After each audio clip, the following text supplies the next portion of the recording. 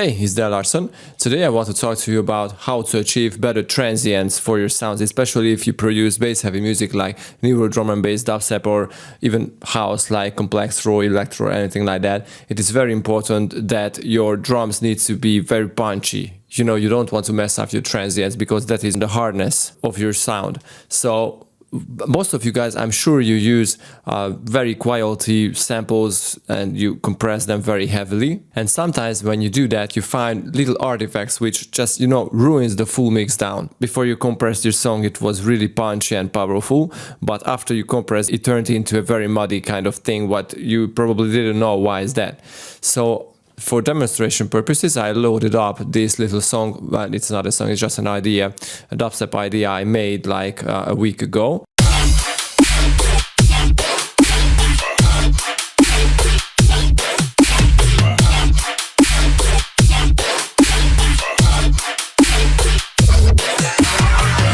Okay, so here is it. Now, this is pretty nice, but I'm not really satisfied with the compression of it because I feel it a little too quiet. So I applied some pretty heavy compression on the full master, which is not what I do. This is very rare. But most of you guys, I know you like to overcompress your sound. I don't recommend that. But for demonstration purposes, I just want to, apply some very heavy compression on this. So I'm using the NI Solid Dynamics.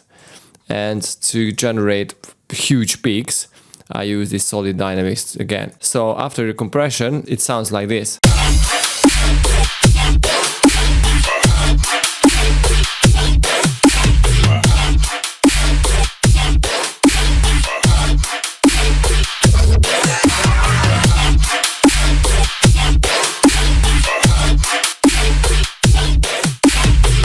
Now the problem is, let me freeze this track and I will show you what the problem is.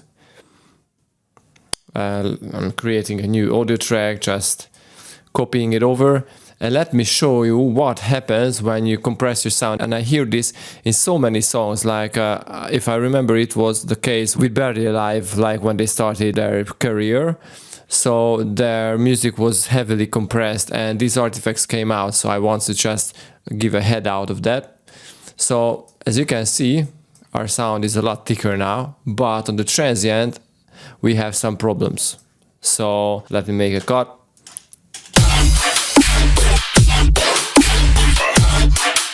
As you can hear, especially from this point, our transients went into a more hi-hat kind of sound, which, it's pretty annoying. It doesn't punch heavy enough, it's not clear and not sharp. And this is because the compressor just, brought out those hi-hats and those little noises, what you probably wouldn't recognize without the compression, but once you applied very heavy compression, they just came out and just ruined the transients. And let me tell you once again that the transients are very important to keep sharp, okay? So if you listen to, for example, Zomboy's mixdowns, they are always sharp. You don't hear any messes around transients. Now, this is one trick. There are several others, but just let me show you what happens. So let me just compare. So you can see our transient, the snare of the transient starts here, this section. And before the heavy compression, we had some artifacts. This is a part, if I'm correct, this is a part of the hi-hat loop I use here, a hi-hat sound, which I didn't take care of. And after the compression, it created some very, very nasty thing. So you can do several things, but right now, because I'm just, using one rendered wave file, I can do is get rid of the part which plays right before the snare or the kick. It just generates the same problem. So let me go back here too. We don't have the biggest problem here, but let me try to fix that. Like little fades.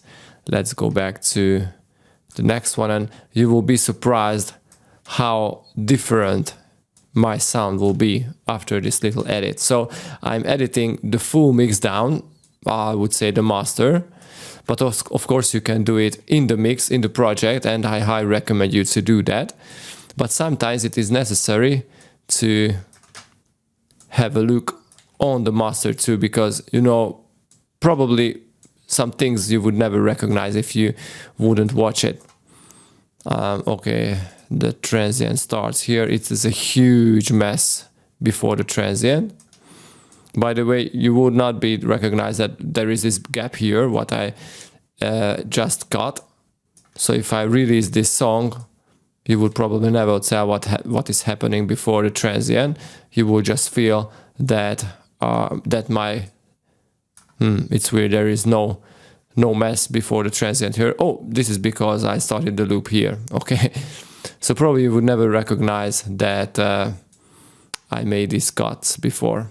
Okay, so I'm finished that. So let me play it one more time, the before and the after.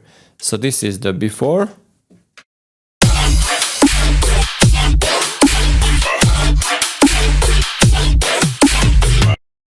And this is the after.